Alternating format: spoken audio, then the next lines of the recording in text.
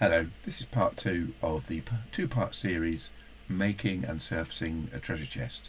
This is the surfacing bit. Okay, so I've got my two objects, so we can see our outliner, chest base and chest lid, and I'm currently in object mode. So I'm just going to hit screencast keys and reveal what my key presses and mouse usage is going to be. It only gets mouse clicks, so it doesn't record when I'm scrolling.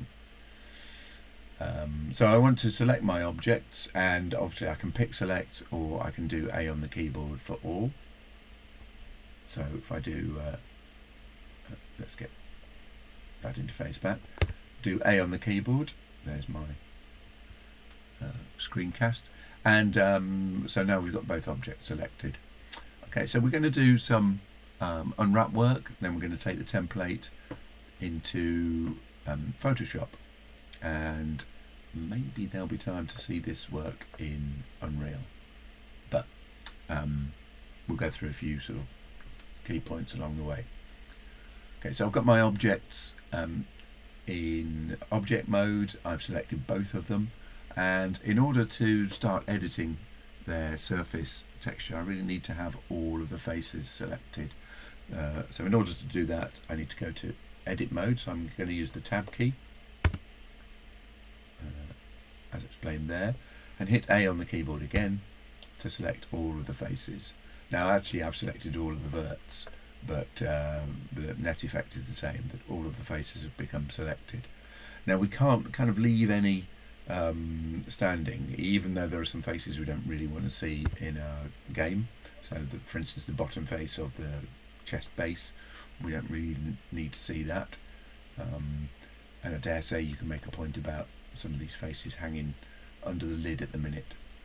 By the way, the orientation that these objects have in 3D space bears no relationship to how they're going to unwrap in the UV editor. So I've selected all of my faces, and just in case you're wondering if all verts does select all faces, it's not a bad idea to hit A on the keyboard again, and just to be really clear about that. Another thing that's really quite useful is to have on your screen display the statistics here.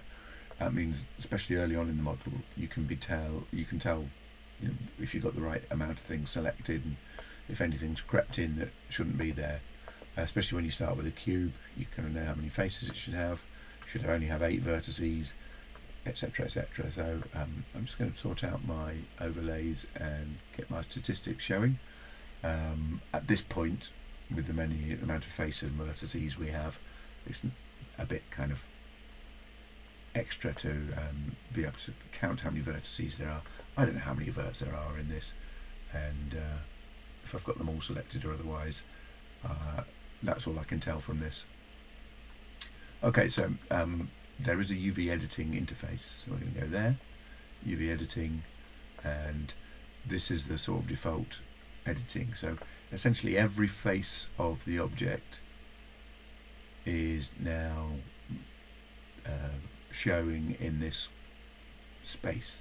Now this space here is the UV image, or the UV space, and any image that we wrap around the surface of the object is kind of represented by this area here. So we want to be able to control to some degree the placement of faces here to make editing the image template, the texture template, easier when it comes to it. So we're going to arrange the faces of the object in various patterns, I guess, over this surface. Then we're going to export this layout as an image, and then we're going to load the image up into Photoshop and do some basic processing of it in there. I'll just zero out a bit. You can resize these so you can see more of the texture space area than the other, and if you kind of are careful with placement, you can get a reasonable size on this image as well.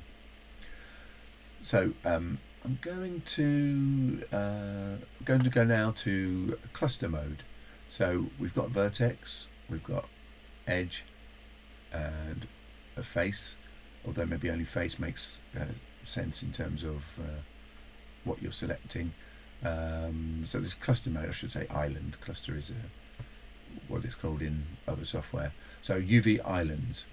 Why UV, you ask? Well, you're going to find out even if you don't ask. The reason it's called UV is because it's to distinguish it between X, Y, and Z. Fully speaking, it's UVW, but nobody bothers with the W. The W is kind of the direction facing away from the orientation of the face, but we don't really do much with that in this particular area. So it's kind of a 2D representation of the 3D object. So I'm going to hit A on the keyboard once I click in space, and that will select all of the clusters.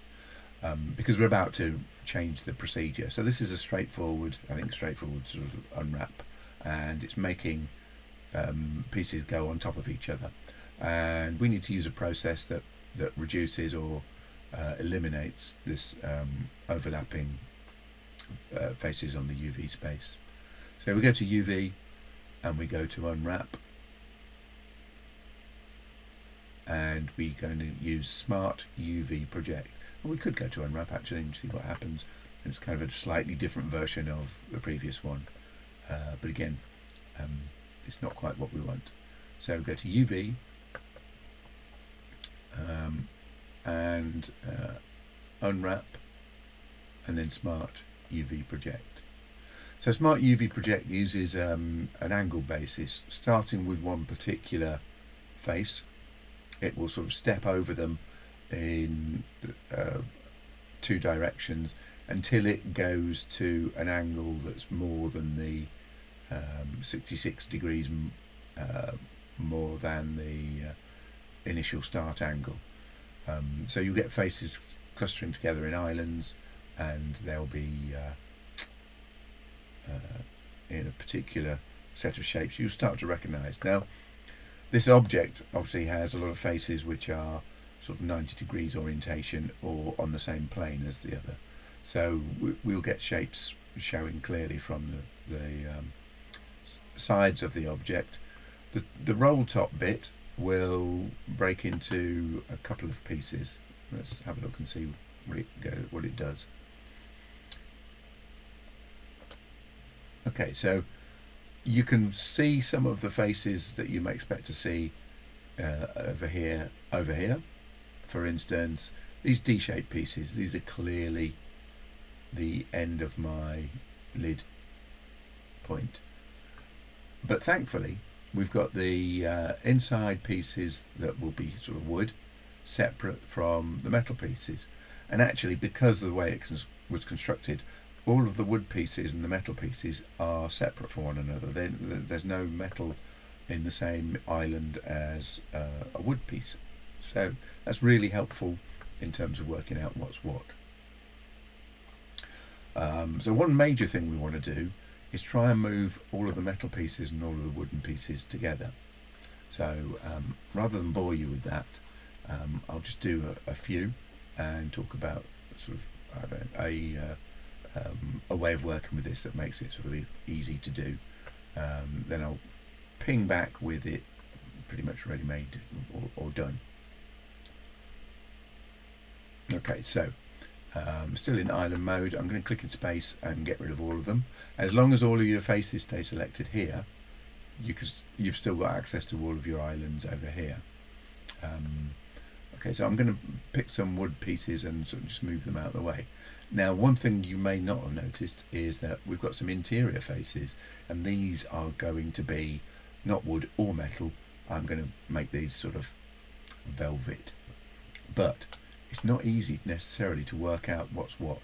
So if I use this little icon here, I use my kind of island selection thing, but then I can pick on one, and so one of these base bits, I'm not really sure what whether it's inside or outside, so I'm just going to pick, let's say, that one. So somewhere on the model I will find that object somewhere. There it is. So it's actually a floor piece. Now we're gonna do something separate with the floor pieces. I suppose it's useful that I found them straight off, but if I select these two together, so using the G key, G for grab, which is like having the move tool, but quite often you want to select a lot, so I use the G to grab them, put them over there. Okay, so the next pieces are these two pieces. So if I select both of these, let's see what we get.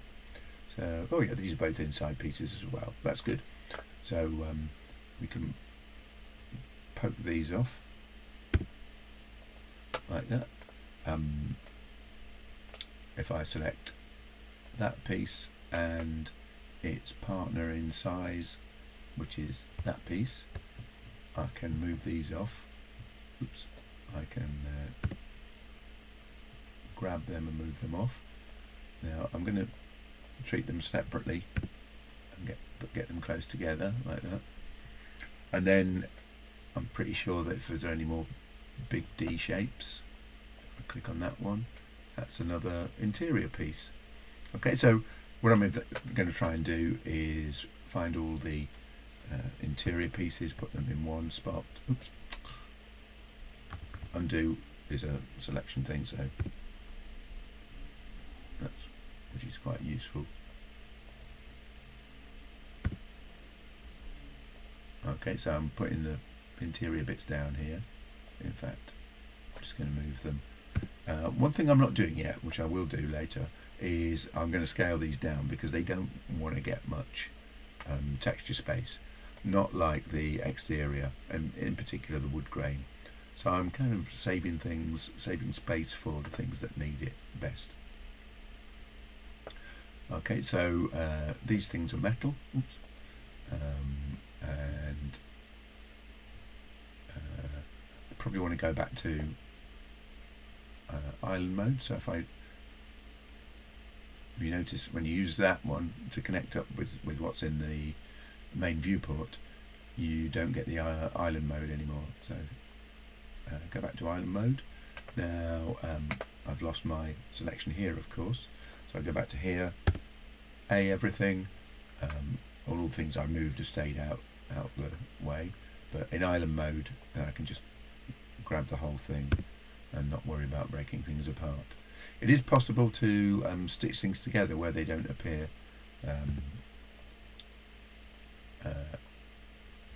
kind of conveniently together. Now I think those are metal pieces, but that bit looks slightly large to me. I'm going to hit and hope.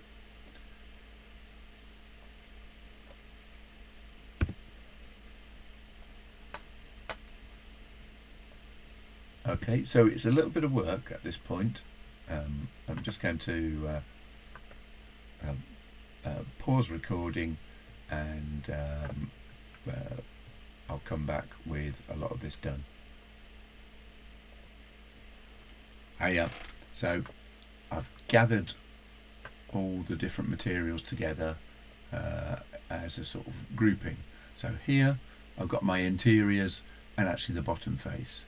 And the bottom face, I think I can probably just scale down even more. So I've scaled these down somewhat, but I can scale this very bottom face down lots, really. So S on the keyboard and then just minimize it. And then if I just G it, I can just put it in there. And the whole exercise is about sort of minimizing the space between things. Obviously I'm going somewhat quickly. And I'm making a rough arrangement, but essentially what I want to do is make it really easy when I get into Photoshop. I want to put an area of purple, sort of, it's going to be velvet, I guess, but we won't do any painting of that, really, just a flat colour area for the moment. Then an area of sort of brass colour, kind of dull golden metal colour here. Now these at the moment are the same size as these. These haven't, so they're the same scale, if you like, as one each other. That was the original scale as the unwrap left them. But I want to really maximise how much space I give to the wood. So I'm going to make an executive decision, grab these, S for scale, and you can see they're going to get bigger than the image space. That's okay, because we'll just move things around a bit. Okay, so if I move them over, you can see there's a bit of space that I can make if I just put these ones near the bottom.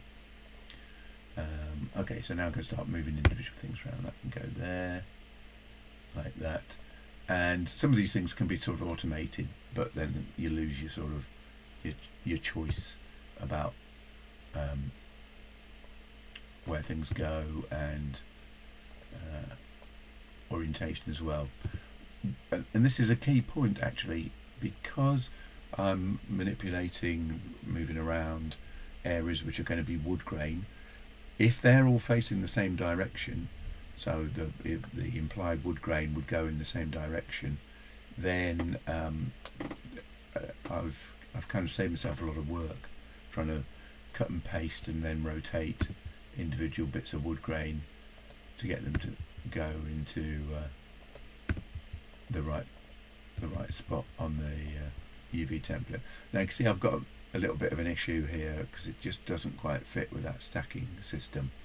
So what I'm going to do is just move that one there.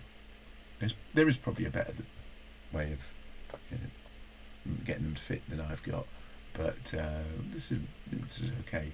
And then I'm just going to scale it down just a little bit so it all fits on the template. Just jiggle it about a bit. And then these two, these will sort of tessellate. I might need to just jog things down a bit. And if you're getting closer, you can see how much space you've got to play with. So the idea is to maximise, use the space most efficiently. But a lot of the unwrap systems, they're not super brilliant at it. But most of them have some option where you can just, in different software this is, where you can just do sort of engage with it in a individualizing way, and then get some automated packing procedures, for instance. So I want to make it clear, of a clear separation between types of material. So I think these metal bits make a kind of a good sort of buffer zone, because they're clearly different in shape to the either the wood bits or indeed the interior velvet structure.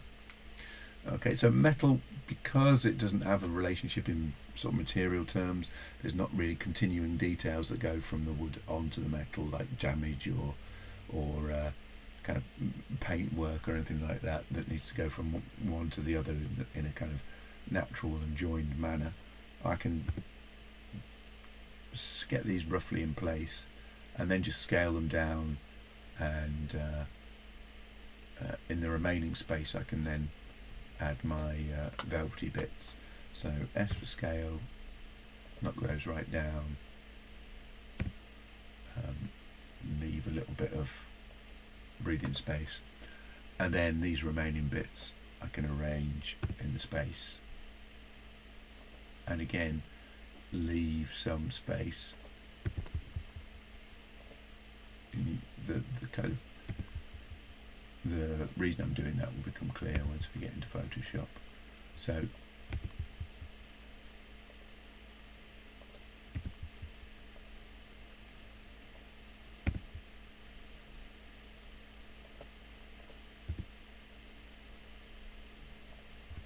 these interior bits don't need to be kind of near one another of the same type. They're not going to have detail that flows across. They can just have a maybe like kind of hand painted texture effect, but that's pretty much done. Okay, so we've got this clearly separated areas. It's not the most efficient use of space, but this next bit will go really quickly because I've got materials sort of either side of the halfway line. So this grid line here helps in kind of working out where to put things and how much space things get. Okay, so I've got a lot of wood grain space, which is going to work in our favour. Okay, yeah, I think we're ready to go. Okay, so I'm going to hit A to select all of the islands, go to face mode, and then to the UV menu. So you can see here there's the option to pack islands, but that will mess my arrangement up. The average scale thing is quite useful if you kind of over process things and think, I really want to I really want them to be of the same scale. So the average scale thing helps enormously in kind of stepping back, but not removing all of your kind of good work.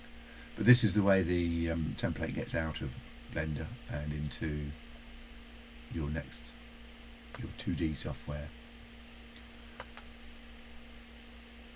Okay, so the file name needs to be set up. So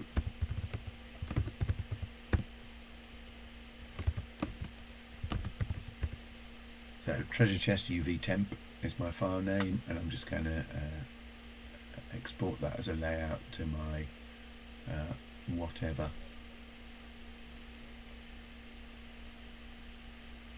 folder.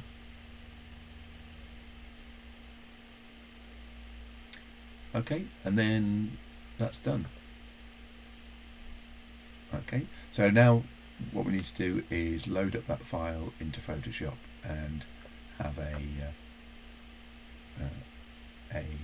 experimentation with it. Okay, so here we are in Photoshop. Just the one layer, nothing done with it. It's PNG format, which means that we've got sort of built-in transparency.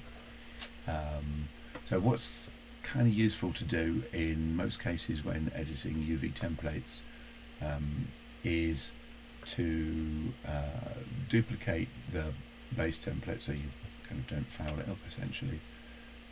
So we'll duplicate that layer.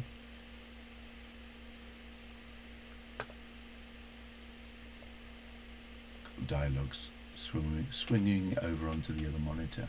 And that's layer 1 copy, which I'm going to call that wood.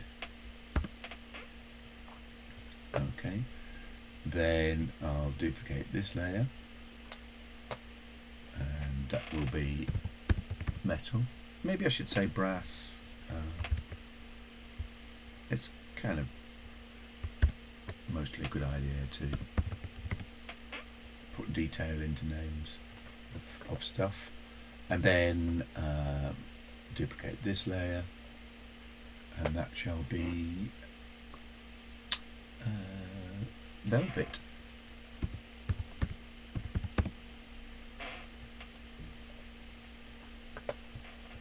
Okay, so we've got our kind of good layer, and then all the others on top. So I'm going to concentrate first on the wood layer. There is a reason I put the sort of the wood layer at the bottom, which has got a lot to do with just making sure that the kind of we get the wood layer done. We can see how much space it's taking up, but it's easy to read from the template now where things should go. Now I've got a couple of potential approaches in order to create a sort of wood panel effect. One is to go and find some wood grain, take a picture yourself of a plank or several planks joined together. The type of treasure chest it would be there will be planks certainly over the top, the roll top of the lid, but it may be like there's maybe a chance that it's the type where the little interlocking wood tongue and groove planks around the side as well, that are held together by the metal strapping. or maybe it is just kind of one piece. But wood tended to come in very much in limited dimensions because you wanted to kind of maximise the strength, and so doing that with individual panels that tongue and groove together or overlap together is the best way of doing that from in the old days. Anyway, so this area here needs to be wood. So a really quick approach is to use generative fill. So we'll give that a go. Now it doesn't always give a good result, but we'll see what happens. Okay, so I'm going to go, I've drawn a marquee on my wood layer, which means I'm going to get content just within this marquee area. Okay, so I'm going to go to edit and then fill, or I can go straight to generative fill here. Look. So generative fill and the respective dialog is hanging off. So what would I like to generate? I would like to generate dark old wood planks.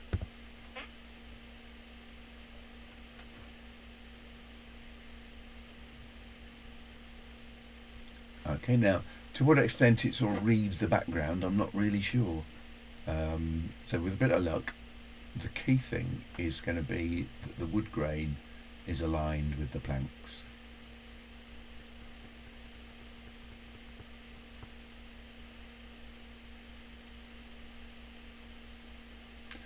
Interesting. Okay, that'll do. Let's have a look. See, it seems to be going through this phase now of not doing much in the way of colour. So we could always tint this and kind of boost its colour.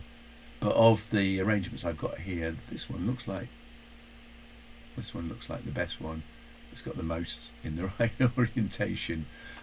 Spending more time, maybe do a more kind of specific prompt. But that's it. This is good enough. Maybe you've got more time and can do more using kind of found wood imagery. But what you have to do in some cases is spend some time kind of duplicating. You won't need to worry about making it seamless so much, but because it's sort of in small bits, fairly small bits anyway. So the way the model is designed really has made it so that it easily kind of comes apart. Okay, so that's that bit done, right?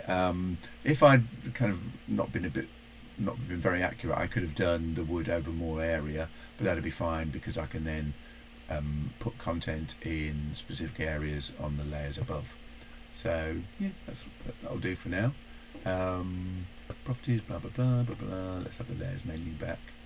Okay, so when you do generative fill, it creates a new layer and puts it on top with the kind of masked area in as well. So could have just, I suppose, done it over all of the area, but it's not necessary. Okay, so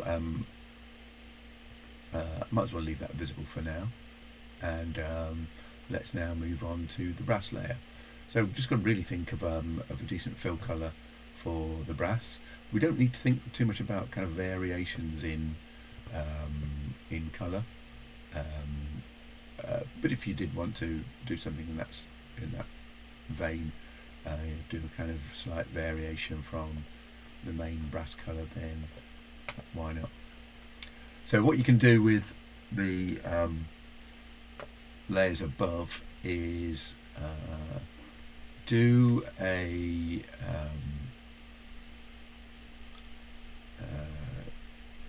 another all over area, because we don't need to kind of hand place any detail or data. If we're putting rivet heads on, then yeah, we might want to go in and use some sort of patterning or brush setting to put rivets at regular distances, but we're not going to go that far. Okay, so in this area we need another big marquee, so I'm just going to go for Control D, which will deselect everything. Go to the select menu if you want to do it the longer way around. and then I can quickly drag a marquee over this, go to edit, fill, and choose a solid colour. So I'm going to use this one. I noticed there was a sort of content aware thing there. I'm not quite sure what that would do for me, but that's not a bad colour actually. It's sort of going towards the gold, but nothing too bright. Just dullarize it a bit, because when it goes into a game engine, it's going to get a metallic effect applied to it, and so it's going to kind of look very metally. Okay, and there's that. And then finally we want a sort of purple colour for the velvet bit. So I'm going to do something slightly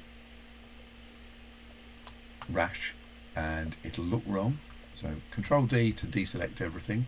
Now, in order to select these islands in very quickly, but without a lot of fussing around, because we've got this transparent area, we can use the magic wand to very quickly select. So there's my magic wand tool. Choose that. Tolerance, I want 1, so that means kind of it's only going to choose one colour, if you can call transparent a colour. We don't want anti-alias because we don't want sort of softened edges. There'll be visible fringes if we use that. We don't want contiguous because that'll leave some things that are in holes.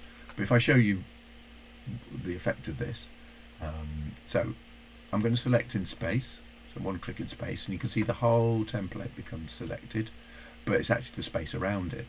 So if I go to select inverse, then let's change that to the islands, and now I'm going to apply the purple colour. So I'm just going to fill the island area with purple colour.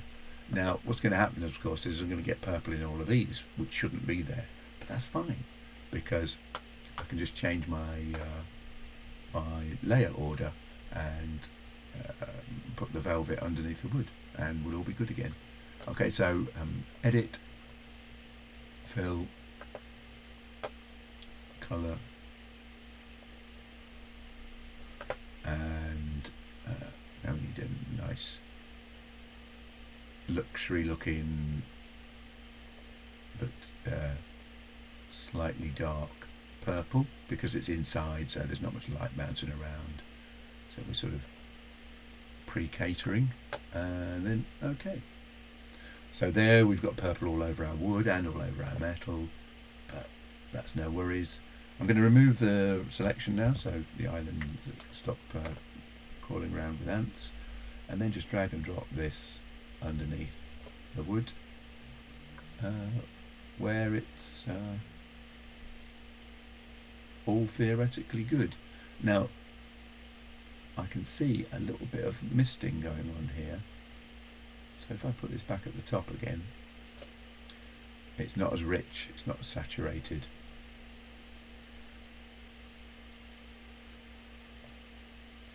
So instead of pushing things to the bottom like that, what I can easily do then is just select, using the marquee tool, the areas that I want to get rid of thusly. Okay, and then hit delete, and things are where they should be. Then I go down to the brass level and do the same thing for the areas outside the brass. So if I go here, drag over this, delete that sign of the showing of the template there, and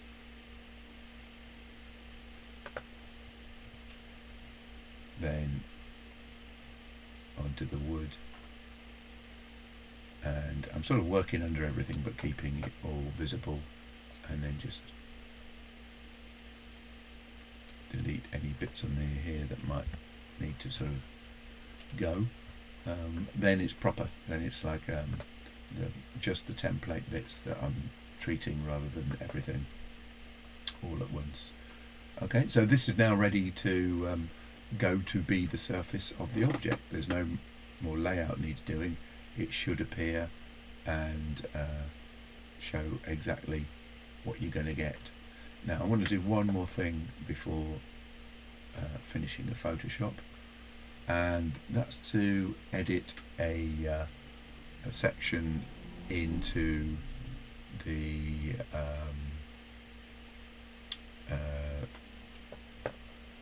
transparency channel. So what I want to do actually is add a new channel, and so we go new channel,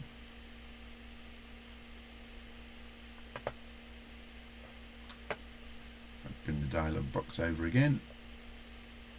So details about our new channel. Now it's called Alpha 1, and Alpha is a term sort of reserved to indicate transparency, but it can be used for all sorts of other uses. And what I'm going to put it to is it's going to be something to create a metallic effect. Okay, so I'm just going to include the areas in that are actually the yellow area at the minute. So I'm going to make an effect using the yellow size bit and make that dark or light depending on what it's going to be doing. So colour indicates selected areas and like that. Okay, so I'm going to call it net mask, and okay that. Okay, so the this new channel, so I'm going to turn off the RGBs and work on this new channel. What I want to do is select an area that's based on the what we can see here. So I'm going to create a selection by dragging over the metal area. So I'm going to do Control D. I'm going to drag over this area, which has got me what I need to include, but actually where I want is white already, and I want to actually create everything else as black. So if I go to select inverse and then go to edit fill, and this time I'm going to choose my foreground colour, which is black currently.